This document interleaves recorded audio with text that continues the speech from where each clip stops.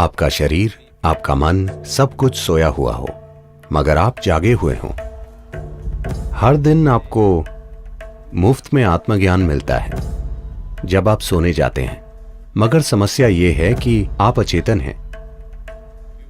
आप अपनी मृत्यु को जीत लेते हैं अगर आप बस नींद में जाते समय जगे रह पाएं।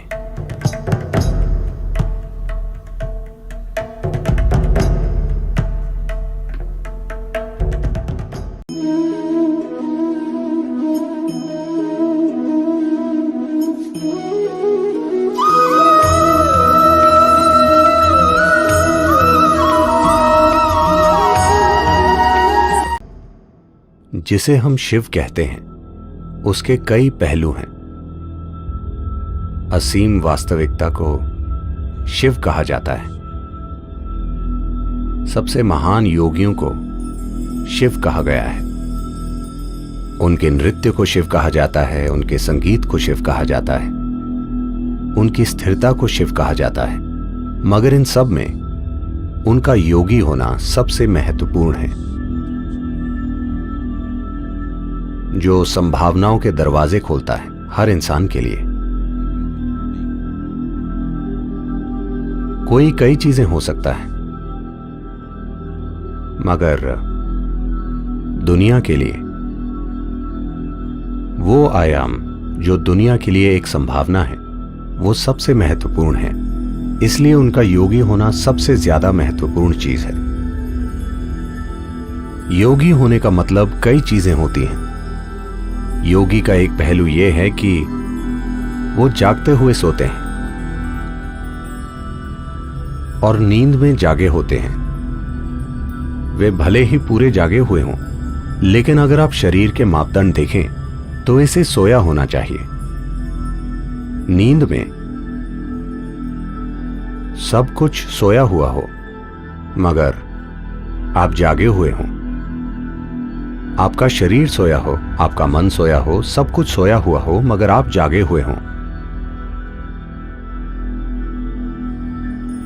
जब आप गहरी नींद में होते हैं, आप अस्तित्व के साथ पूरे तालमेल में होते हैं, अस्तित्व के साथ एक होते हैं, है ना? प्रकृति ने आपको यह दिया है। अगर आप भूल गए हैं, हर दिन आप जब सोने जाते हैं, वो आपको अस्तित्व के साथ एक बना देता है। एकता की उसी भावना में अगर आप जाकर बाकी काम करें तो आप सफल हैं, है ना? Every day you have free enlightenment. हर दिन आपको मुफ्त में आत्मज्ञान मिलता है जब आप सोने जाते हैं, मगर समस्या यह है कि आप अचेतन हैं। तो साधना मुख्य रूप से बस यही है कि जागे रहने से जब आप नींद में जाते हैं, तब आपका एक हिस्सा सो जाता है, लेकिन आपका एक हिस्सा फिर भी जागता हुआ हो तो आप सफल हैं। या फिर जब आप जागते हैं, आपका एक हिस्सा सोता ही रहता है, तो भी आप सफल हैं।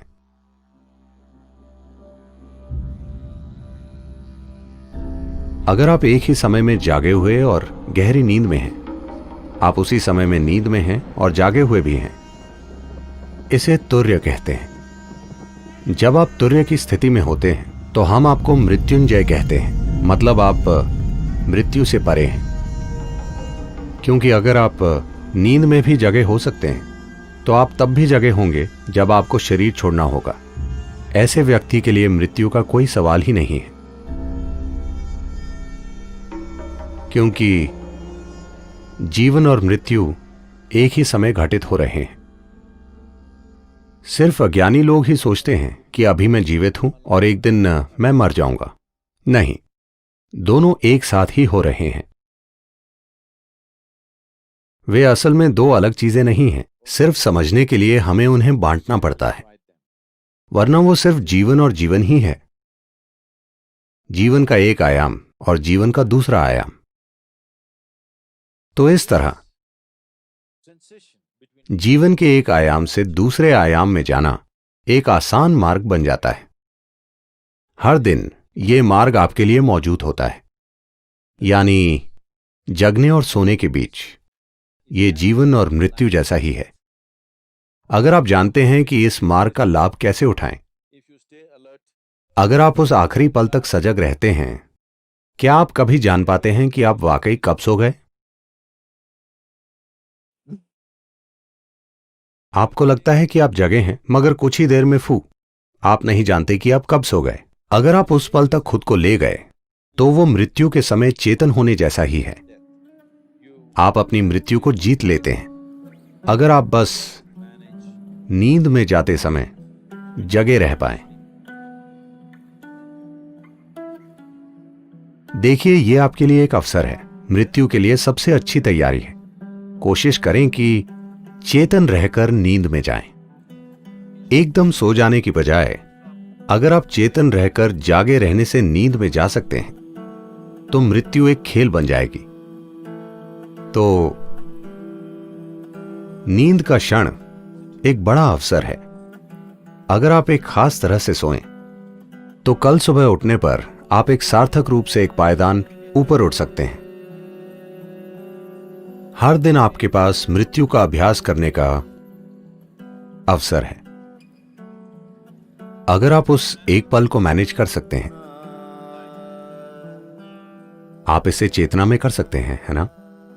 बस इसी तरह जगे रहने से नींद में जाना। अगर आप इस तरह जा सकते हैं तो बस आप मृत्युंजय हैं, क्योंकि आपके लिए मृत्यु नहीं है।